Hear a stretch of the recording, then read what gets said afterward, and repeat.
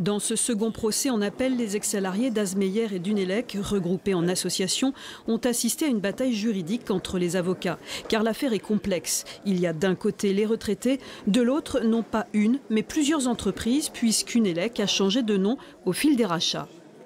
Ils n'ont pas eux-mêmes connaissance de l'historique complexe de cet établissement qui a connu plusieurs noms. Il suffit de se référer en effet à l'arrêté qui mentionne le nom de Citel, de Alstom, d'Unelec, de GEC, de GE Power Control. Comment reprocher aux salariés ce manque de transparence et rendre aussi complexe le droit à réparation de leur préjudice? C'est là tout l'enjeu de ce procès en appel. En première instance, devant le Conseil des prud'hommes de Saint-Quentin, sur les 75 plaignants, 11 avaient obtenu 4 000 € de dommages et intérêts, ce qui était reconnu purement General Electric.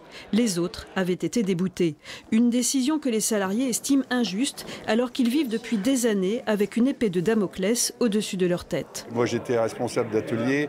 J'avais des gars qui marchaient sur les squelettes d'amiante qui étaient découpés pour pouvoir les tasser le plus profondément dans des cuves. Des gens ont été malades, des gens souffrent aujourd'hui, hein, des gens sont toujours dans l'inquiétude aussi.